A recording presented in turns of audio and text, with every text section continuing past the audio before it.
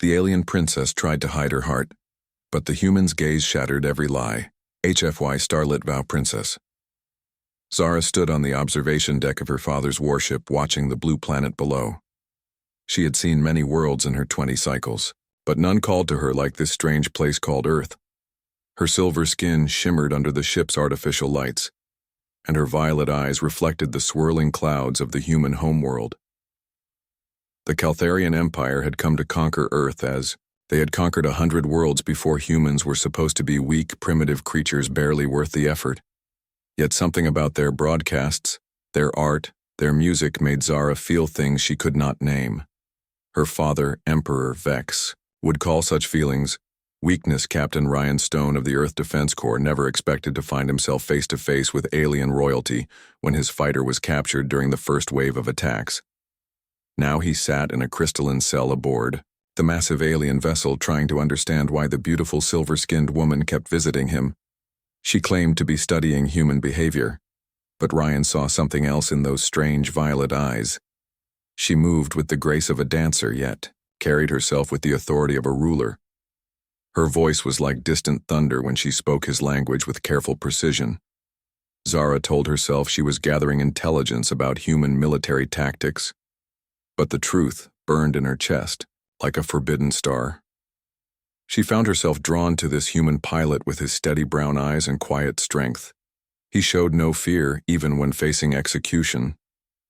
He spoke of his world with such love that it made her question everything she had been taught. The humans were supposed to be savages without honor or beauty. Yet Ryan told her stories of art and literature of people who died for strangers and loved beyond reason.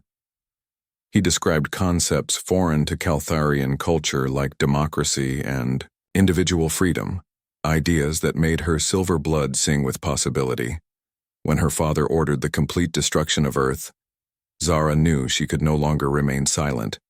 She had fallen in love not just with the human, but with humanity itself, their capacity for growth, their refusal to surrender even against impossible odds, their ability to find hope in darkness. She visited Ryan one final time before the assault. Her hands trembled as she deactivated his cell.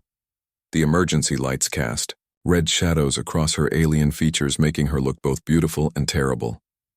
"Ryan, you must escape," she whispered urgently. "My father plans to destroy your world at dawn." "Why are you helping me?" he asked, studying her face. "Because you showed me that strength does not come from conquest but from protection. You humans fight not to destroy but to preserve what you love." Their eyes met across the space between species, between worlds. She saw her own desperate hope reflected in his gaze. In that moment, they both understood that love could bridge any distance, even the void between stars. Ryan reached out slowly, giving her time to pull away. Instead, she took his hand. Her silver skin was warm despite its metallic appearance. "Come with me," he said. "Your people don't deserve someone like you." "I cannot abandon them even if they are wrong," she replied. "But I can choose a different path." Together they moved through the ship's corridors, Zara using her royal access codes to guide them to the shuttle. Her heart pounded with a rhythm unknown to Caltharian physiology. She was betraying everything she had been raised to believe, yet had never felt more alive. The shuttle launch triggered alarms throughout the massive warship. Emperor Vex himself appeared on the communication screen, his golden eyes blazing with rage. "Daughter, you have dishonored our bloodline for these primitive creatures." Zara straightened her shoulders, meeting her father's gaze without flinching. "I have found my honor, Father. These humans have something we lost long ago. They have hope as they descended toward Earth." Ryan marveled at the alien princess beside him. She had given up an empire for the chance that two species might find peace instead of war. Her sacrifice would echo through history books. Yet she seemed to think only of the future they might build together. The shuttle landed in a field of wildflowers somewhere in the American Midwest. Zara stepped out onto human soil for the first time, breathing air that smelled of growing things and distant rain. Everything was so alive, so vibrant compared to the sterile environments of space. Ryan contacted Earth Defense Headquarters using the shuttle's communication array. Within hours, representatives From every nation arrived to meet the alien princess who had chosen humanity over her own kind. Zara shared everything she knew about Caltharian technology, military tactics, and the weaknesses in their seemingly invincible fleet. More importantly, she offered something neither side had considered before: a chance for understanding between species. The war that followed was unlike anything in galactic history. Humans fought with the desperation of a species facing extinction, but they also fought. With knowledge, their tactics adapted and evolved in ways that confused and frustrated the Caltharian commanders. Emperor Vex found his supposedly primitive enemies anticipating his every move, striking at weak points that should have been impossible. For them to identify his daughter had not merely betrayed military secrets. She had given the humans something far more dangerous. She had given them hope.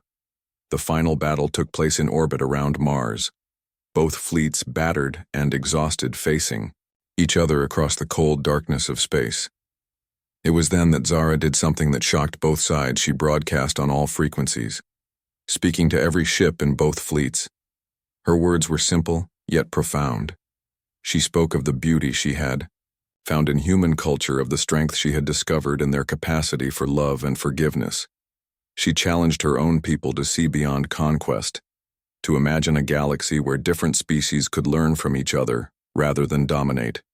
Some Caltharian ships broke formation, returning to their homeworlds.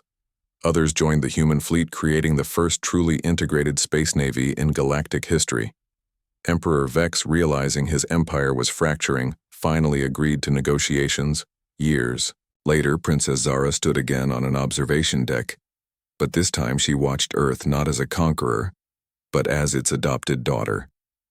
The blue planet had become her home, just as Ryan had become her heart. Together, they had helped forge a new age of cooperation between species. She often thought about that moment in the cell, when their eyes first met with understanding. Two beings from different worlds discovering that love could indeed conquer the vast distances between stars.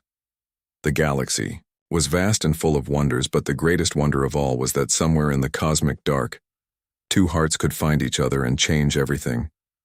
Their love story became legend. But more than that, it became hope for every species that looked up at the stars and wondered if they were truly alone in the universe.